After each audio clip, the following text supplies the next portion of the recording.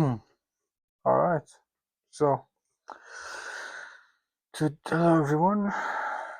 Welcome to the Fed presentation. Today we're going to discuss a business strategy that fundamentally changes how you should think about competition, and it's called Blue Ocean Strategy. We spoke about um, picking up, having a strategy, picking a method. Um, we spoke about how to get from 0 to 1, right? And focus on providing value and dominate the niche instead of focusing on competition and waste the time with losers, becoming one of them. And now we're going to speak about how we should think about competition. So for a startup, this isn't just another framework, it's a playbook for survival and market leadership. It's about how to stop fighting endless battles and start creating markets that you can dominate. It kind of connects with what we spoke, so that's why I put it in the same um string, in the same folder, whatever. So let's explore how to find your own blue ocean. So to start with, you gotta escape the red ocean trap. So think about most industry today. Smartphones, ride sharing, food delivery, these are red oceans. This term is graphic for a reason. The waters are bloody from the intense competition. People are at each other's throats every single day, making decisions that,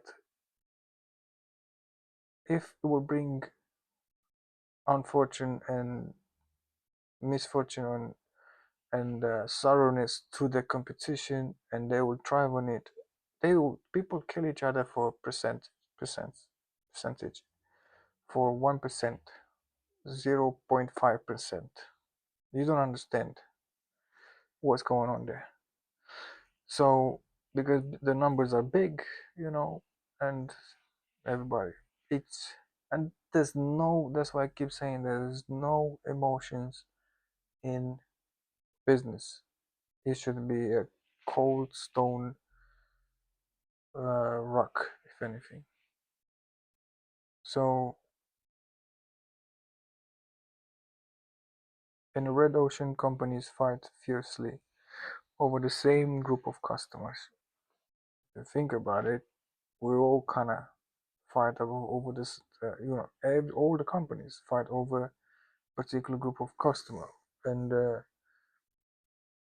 yeah, maybe the market fluctuates here and there, a little bit changes, a little bit of changes. Some people switch from one operator to another, from one company to another, but pretty much, the big numbers, most of the people stay the same. They're not messing about. Plus, they making contracts and all sorts of offers that you can't really move. I'm with the same company, mobile phone company, for like 7 years now, since I've been, So that's just proof that this is actually working. Every time I'm trying to get rid of these guys, they come up with a better offer. So I'm still there hooked with them. So yeah. So the boundaries of the market are defined and accepted, and the only way to win is to outcompete your rivals. This usually means a race to the bottom on price or costly battle of futures. So what that means, they overcut the prices, right? And then, oh, another way is to add new features. Oh, there's a new AI bot, whatever, new assistants, new this, new that, new this. So they always like try to beat the competition with the futures, which is costly. Every extra future costs money. So it's like you're improving a car, right? You add new things to it, but then when you're trying to sell that, but I mean, you're definitely passionate about it, but whoever you selling that needs to be passionate about it as well. And if they're not, they're looking at it like, I don't know, man. Like, I'm not really interested in all that sound system. Like, I don't even listen to radio. Like, what would you want me to pay you £10,000 extra? You know? So yeah, that's what I'm trying to say. For a startup, basically with limited resources, this is a dangerous game to play. So you don't want to get into it thinking, oh, I'm going to compete on prices, I'm going to compete on futures. That's not how it goes. You're already on the wrong path. So the alternative, basically, it would be blue oceans. Okay, the ocean's supposed to be blue anyway. So it's big, it's convenient, it's in you are in your habitat. That's what you're trying to do. You're comfortable in that habitat. You're living good. You're progressing. You're not constantly afraid of being, you know what I mean, or you're trapped on the wrong things. So imagine a different world. Basically, a blue ocean. This is a market that doesn't exist yet, clearly, but it's the vast, deep, and powerful potential of untapped market space. Um, which can exist. Like if you think about it, the companies that are now huge, when they start, they had no idea what is happening into it. Okay, it was a blue ocean, but did they see it like that? We don't know, but pretty much later on, it became a blue ocean situation. So in a blue ocean, the rules haven't been written because you are the one writing them. So, for example, Apple when Apple come up with the touchscreen um, phone, they definitely start writing rules, and they still writing rules today because they always come up with new stuff that it's on top of the competition. So the goal here isn't to beat the competition; is to make the competition completely irrelevant. You're not wasting time with beating them so that you get that win because you beat them, but you're creating a service or a product that is so unique and valuable that it opens up a new wave of customers. And the competition is like, bro, I need partnership with you. They feel that they're weak. You understand this? They understand the weakness inside them, and they're like, I can't beat this guy. They're not even competing because they're understanding that you're gonna. There's no competition there. That's pretty much the mindset that the man says here. So the corner store will be value innovation. Okay. So how do you create a blue ocean?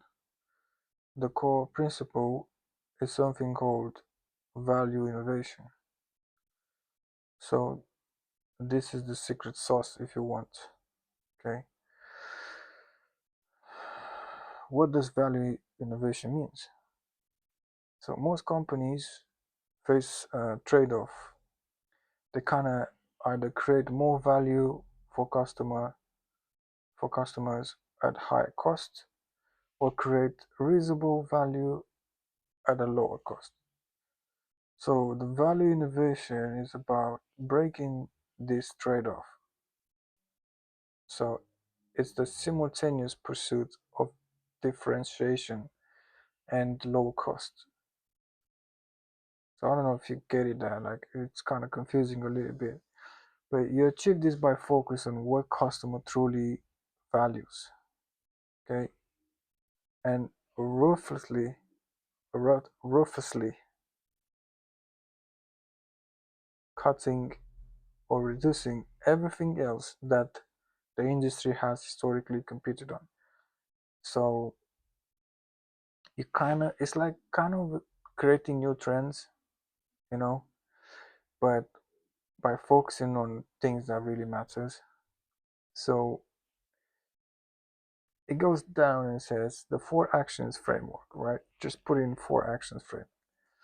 This is basically, this brings us to the practical toolkit, right? The four actions framework is how you actually build a value innovation strategy. It's all about strategy here, bro. I keep telling you, it's all strategy. Ain't no luck here. Nothing luck. Like there's no chance. If it's chance, just get rid of it. You don't want that because it only happens once in I don't know how many times. You don't fuck with chance, man. Get out of here with that nonsense. It's all strategy.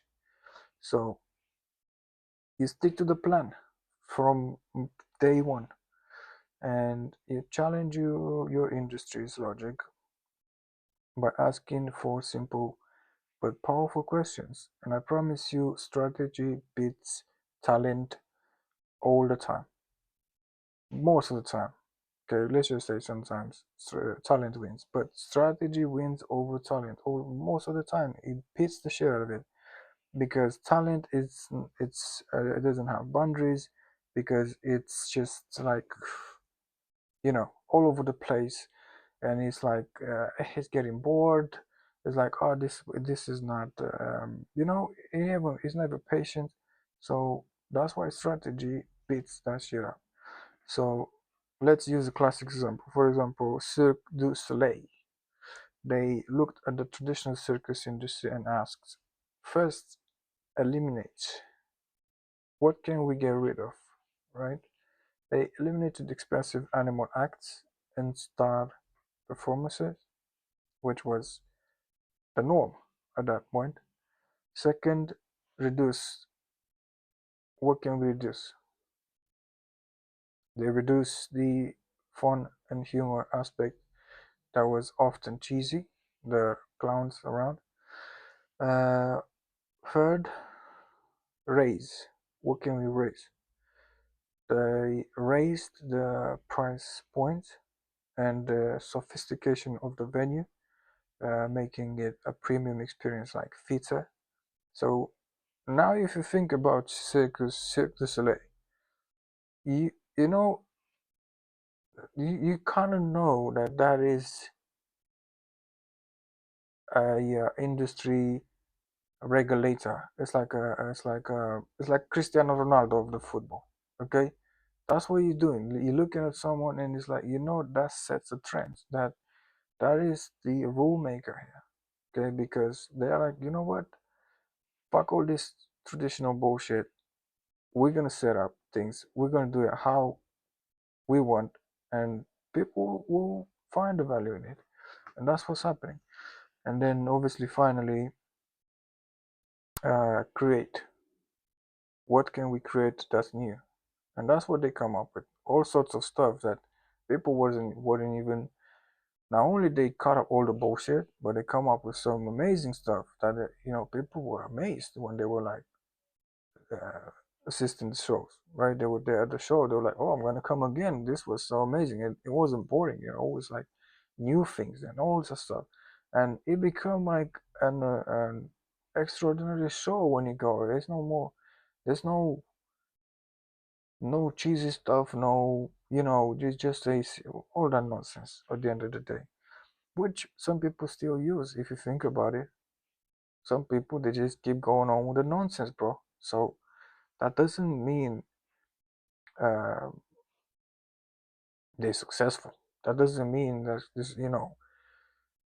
you should apply that because you know where that takes. Some people, listen, I get into it.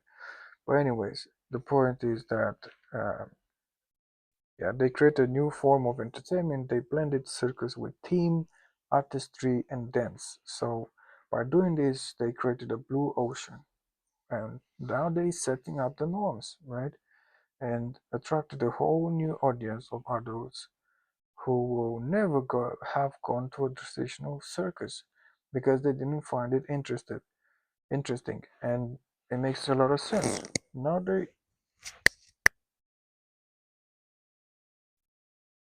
they are literally regular clients to this new circus, new circus, if you want. So they change the things people, they change people perspective, man. So that's what you're trying to do there. So visualize your move, the strategy canvas. So what is this?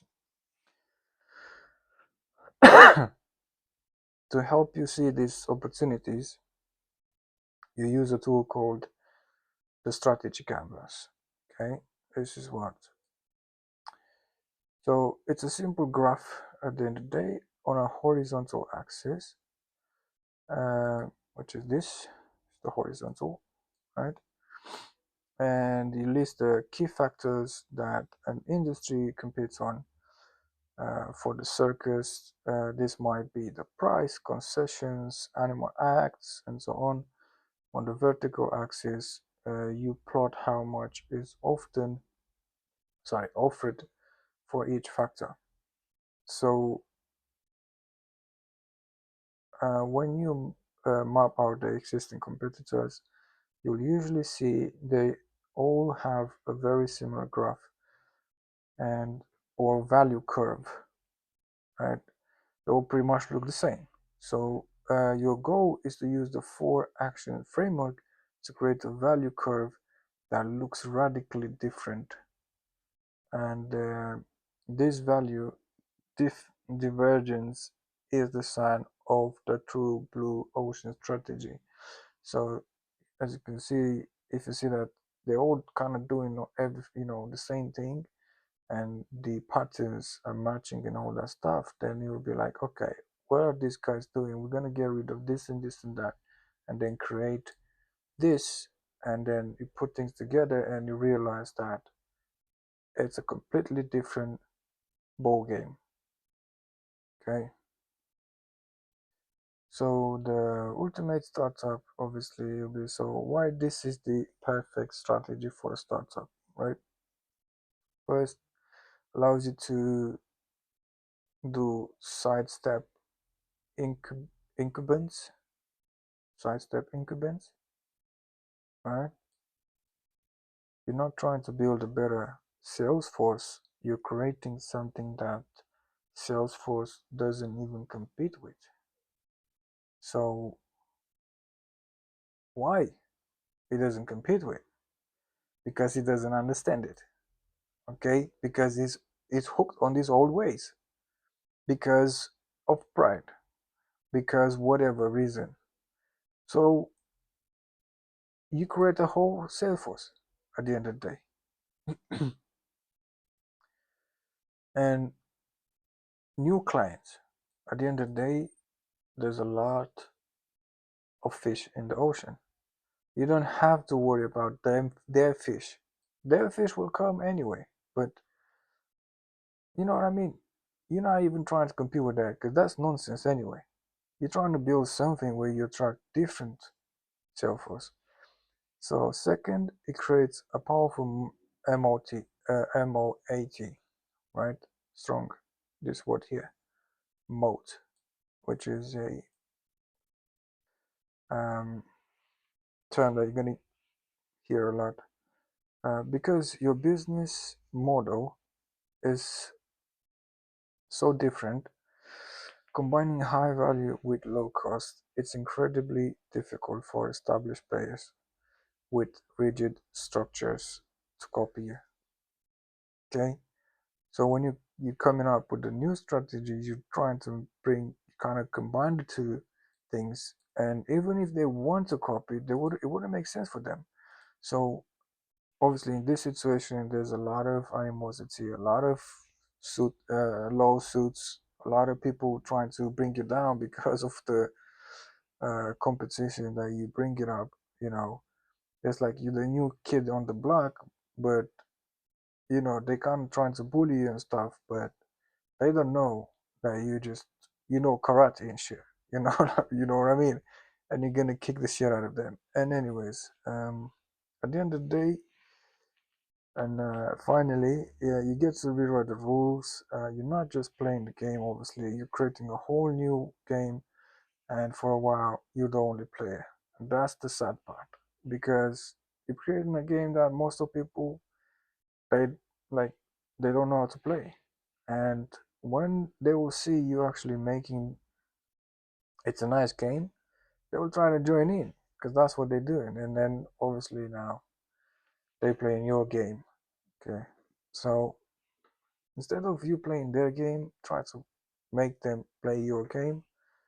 I guess this is the idea here, and the stop competing, start creating. Uh, like will be the conclusion, which uh, we happily adhere to.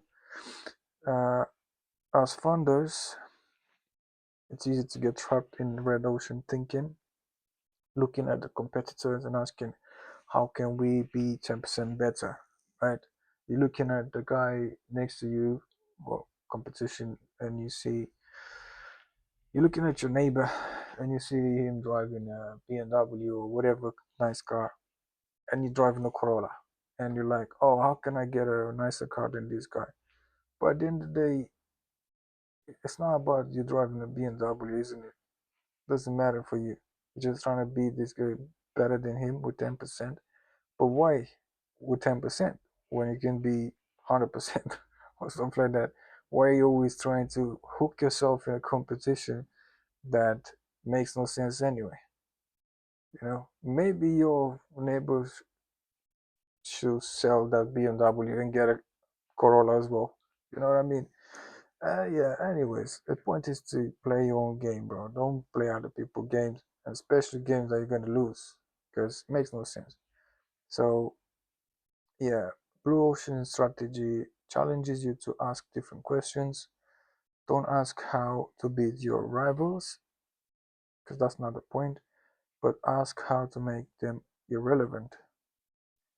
And that is a lot more painful, because when you beat them, as I said, you get the hype of the win, but then it's you win, then they're gonna come back to you, but you're playing by the same rules, whatever. But then when you're playing your own game, there's no competition and no rules because they're not doing that anyway, and it's not convenient for them to do it anyway. So yeah, you look for the non-customers, the overlooked segments and the unsolved problems, and that's how you actually you create this blue ocean. So stop competing and start creating is the motto here. You want to create your blue ocean and think beyond the industry accepting boundaries, create a market of your own. Finding your blue ocean. Yes. So thank you very much for listening. I hope this inspired you to find your blue ocean and stop messing about the red oceans. When you see red, usually is a sign of non-access. It's just shows you that you shouldn't go there. That's not for you. So thank you very much.